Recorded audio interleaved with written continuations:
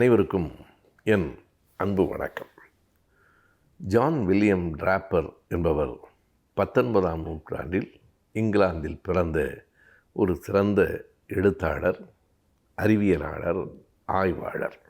அவர் பிறந்தது இங்கிலாந்தில் என்றாலும் 20 வயதிலேயே அவருடைய குடும்பம் இங்கிலாந்திலிருந்து அமெரிக்காவுக்கு போய்விட்டது.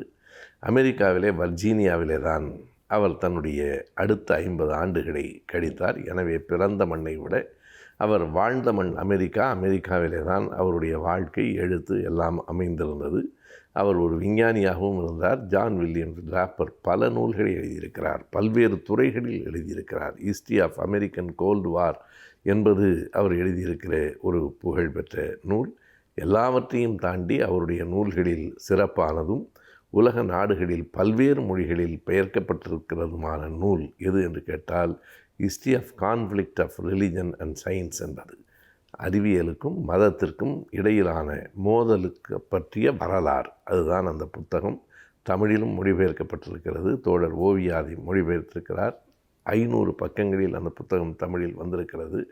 மிக ஆழமான பல செய்திகளை அந்த புத்தகம் சொல்லுகிறது.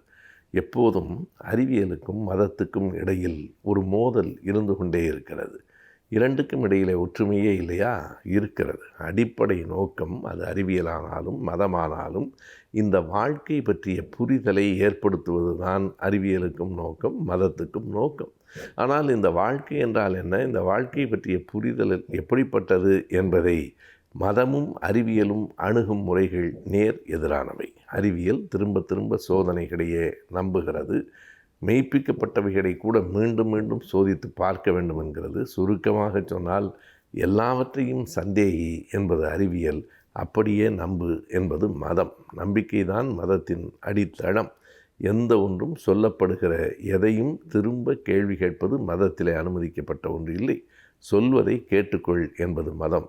அதுதான் இந்த டோட்டல் சரண்டர் என்பார்கள், முழுமையாய் சரண் அடைதல். ஆனால் அறிவியல் என்பது எந்த ஒன்றையும் சரணடைந்து ஏற்பதில்லை.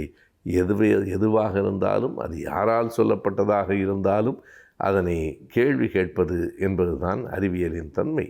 நியூட்டனினுடைய அறிவியல் சிந்தனைகள், அறிவியல் கண்டுபிடிப்புகள் ஏறத்தாழ 2.5 நூற்றாண்டுகள் இந்த உலகத்தை ஆண்டன. ஆனால் அதற்கு பிறகு அதில் இருக்கிற பிழைகள் வெளிப்பட்டன. இன்னொரு ஆய்வு வந்தது. ஆல்பர்ட் ஐன்ஸ்டீன் என்று இன்னொரு அறிஞர் வந்தார். அவர் பல செய்திகளை புதிதாக சொன்னார். எனவே அறிவியல் என்பது எப்போதும் எதையும் முழுமையாக நம்பார். மெய்ப்பிக்கப்பட்டவைகளை கூட மறுபடியும் சரிதானா என்று சோதனை செய்து பார்க்கும். ஆகவே அறிவியலுக்கும் மதத்துக்கும் இடையில் ஒரு மோதல் இருந்து கொண்டே தான் இருக்கும். அந்த மோதல் சில நேரங்களில் இட் வில் பிகம் ஹாஸ்டிலிட்டி என்று வில்லியம் டிராப்பர் எழுதுகிறார். சில நேரங்களில் அது முரணாக இல்லாமல் பகையாக கூட வளர்ந்துவிடும். இப்படிப்பட்ட கருத்துகளால் தான் இந்த சமூகம் சீரடைந்து போகிறது, பின்தங்கி நிற்கிறது என்று அறிவியல் சொல்லும். இதுபோன்ற அறிவியல் முயற்சிகளால் தான் மன அமைதியும் இந்த உலகத்தினுடைய அமைதியும் கெட்டுப்போகிறது என்று மதம் சொல்லும். எனவே அறிவியலுக்கும் இந்த மதத்திற்கும் இடையிலான மோதல் என்பது ஒரு நீண்ட நெடிய வரலாற்றை கொண்டது.